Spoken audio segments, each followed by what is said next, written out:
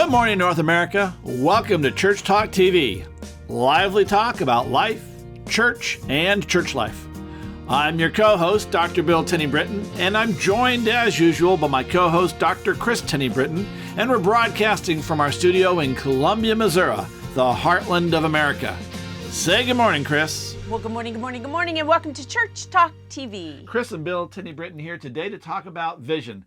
And the title of this episode is Vision First, because your church vision is critically important to the growth of your congregation. Yeah, and let us tell you, we've been saying this ourselves right here, that this is a very complex and compact topic. And so episode, we're going to have to extend it and unpack it over weeks to come, episodes to come.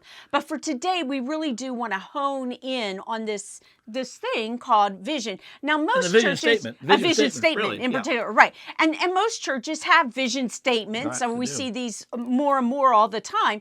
And those vision statements are what we would call warm and fuzzy. They want to say, we want to fill the world with love through service. We want to transform the world. We want to express the love of Christ to the community. And those are wonderful things that we want to do. But as far as a vision statement goes, they fall a bit short, because a good vision statement has one solid goal, and that is to propel your church into a very specific future. Something out there. And a good vision also does something else, is that it helps you focus your resources, helps you focus your time and your energy. It helps set your priorities, because you know where you're trying to go, you know what you're trying to get, and you know, point by point, this is where and how and why and in what order and how we invest to get there, as opposed to here or here. And those may be wonderful places to go, but they're not your vision, or they're not your church's vision. The vision said, this is what we want. Well, I'm reminded of Moses and the Israelites and that promised land. Now, they weren't exactly sure at that point how they were going to get there, that was unveiled to them as they went. And what our vantage point here in the church is that we have a better sense of where we're going. But we, with a good, solid vision statement, we know what that promised land is. We're able to say, this is the promised land, and this is where we're heading. Now, it may seem like a long shot, but it was very clear and it was very specific. And they knew when they got there. Yes. The bottom line is they knew. They always had this somewhere they're going. And yeah, they wandered around the desert because Moses wouldn't ask for directions or something. But they wandered around for 40 days, but they knew where they were going to go. They knew what the end goal was. They knew what that vision was, is to live in this promised land. But it wasn't warm and fuzzy. Right. Although it wasn't fuzzy. Right. Yeah. Okay. It was right. Warm. It was sharp. It was sharp. Right. Well, the bottom line is vision is inspiring. Right. Vision inspires people, but it's also, it's qualifying. Right. It helps get the right people who are really, they hear this vision. I want to go to the promised land. They're going, yes, I absolutely, that God I can see that we're going to go there. But it also has this qualifying piece where people who are going, yeah, no, that's not where I want to go. That's not the church I want to be a part of. I don't want. I like it here in Egypt. I've married, and then I have kids, and this is where I want to stay. And so it allows, a good vision allows people to opt in and opt out, because not everyone's going to get on board. This is reminding me of when I first moved to Atlanta, and where I lived in Lakewood Heights, the bus was number 17. I remember that over these years. It was number 17. But 17 not only went to Lakewood Heights, when it went the other direction, it went to Decatur.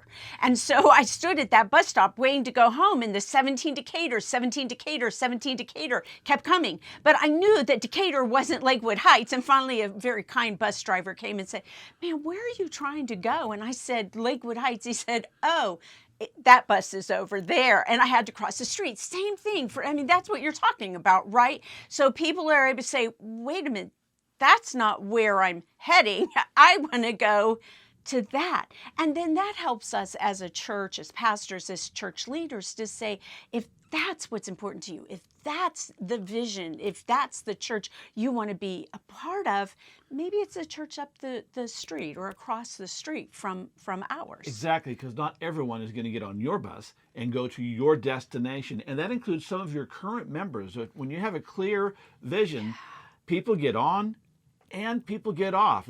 I didn't want to go to Walla Walla. I really wanted to go to Boise, which is a different direction and a different geography. Anyway, I want to move on to say, it's specific, but and all that we've just said, but also vision lends itself to next steps. You can see out there, but you can also see what you have to do, where you have to go to get there.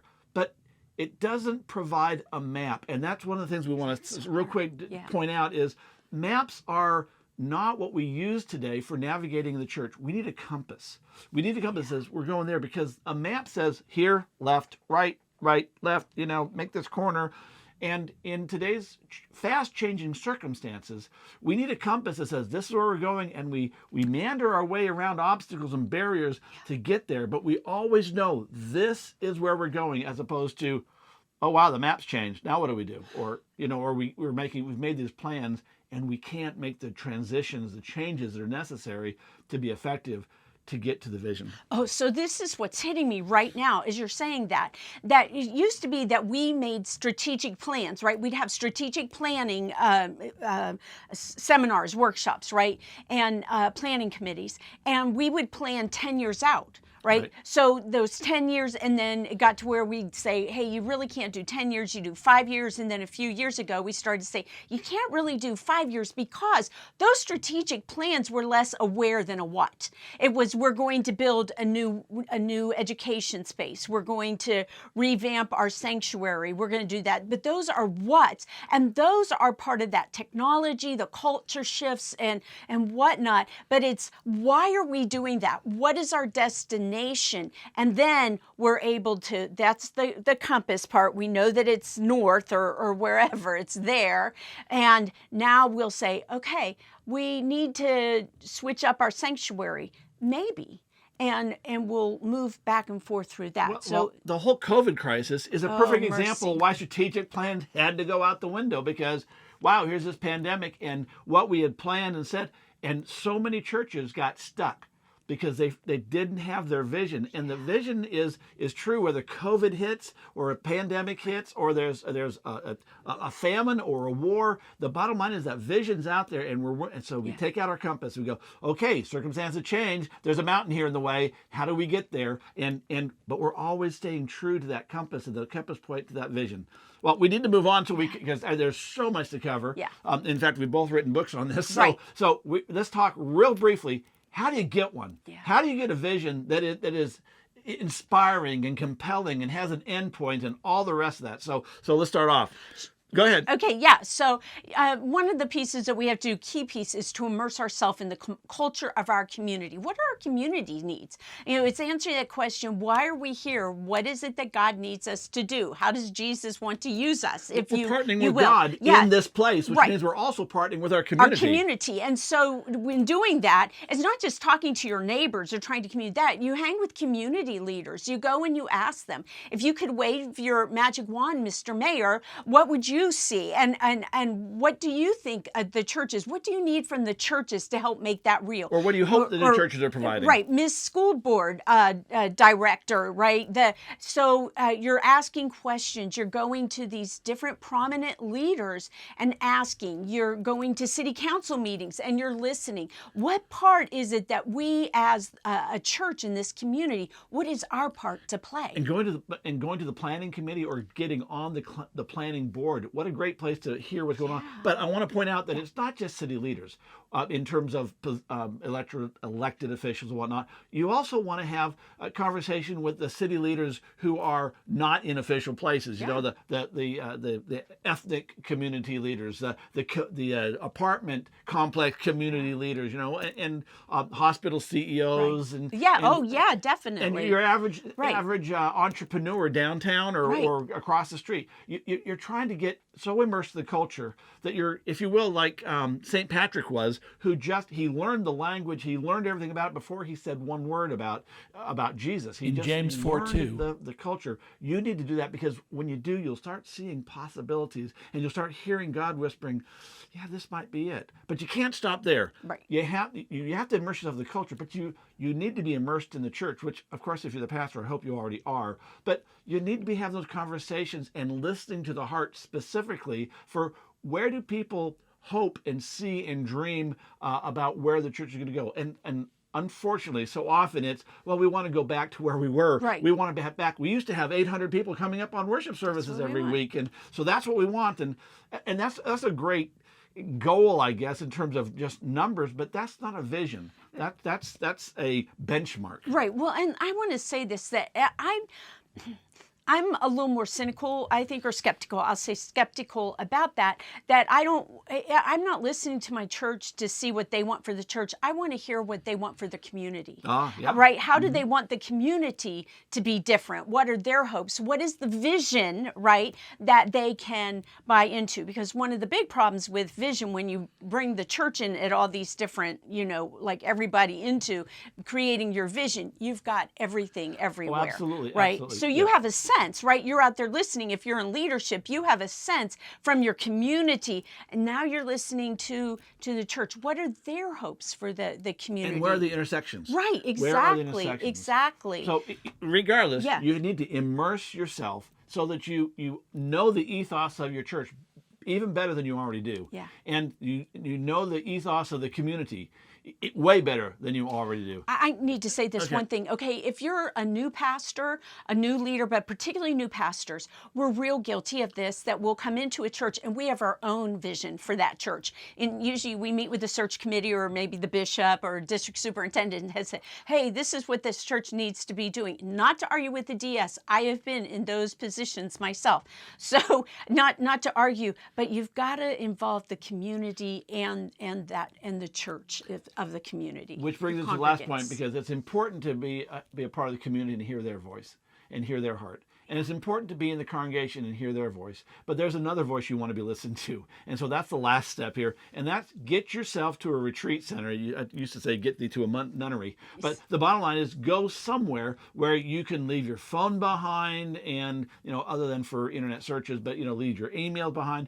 And go and say, God, I'm here to listen. I'm here to listen to your vision for this congregation, your vision for me, and your vision for where you want us to go and how you want us to deal with the community and work with the community, and what is it you want for us? Where are you? Because in fact, I don't think it's too bold to say, God, I'm not leaving here until I've heard your vision, and then plan on staying there for 3, 4, 5 days if necessary.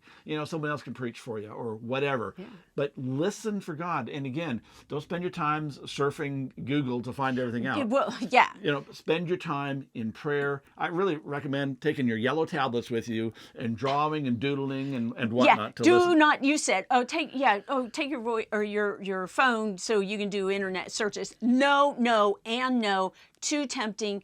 Put your phone, whoever's the head of the retreat center, leave it with them. So if there's an emergency, number one reason why I need to have my phone, I hear all the time. So if you have an emergency, you can contact them, that your family can contact you. If there's an emergency, if you're a pastor, there's an emergency in your church, have them call your family, a family member, and that they will get with you. I hear you. And I too have a certain extent of disagreement, so you can find the demographics for whatever. But I agree. That is a horrible temptation to get in there. Anyway, so those are the 3 steps. Immerse yourself in the culture. Immerse yourself in your congregation, and get thee to a retreat center, and immerse yourself in God so that you can hear what God's vision is. And that's the one that counts. What God's vision is for the church. Yeah, so this week we want to just bring before you a book that I wrote several years old, quite a few years old, I have to say by now. But the material is still relevant today. Oh my gosh, and perhaps even more relevant today than it was. I stand behind it. I use it when I teach my conflict intervention class, which by the way is coming up at Phillips University, or Phillips Seminary, if you want to take on conflict utilization. Anyways, top 10 ways to I can always remember this. Top 10 ways to diffuse your congregational time bombs. Hate the title. title, love the book, and highly recommend it to And you. it will help you to find that vision and go for it. Hey, we're out of time. Thanks for joining us. Say goodbye, Chris. Bye-bye. Have a great week.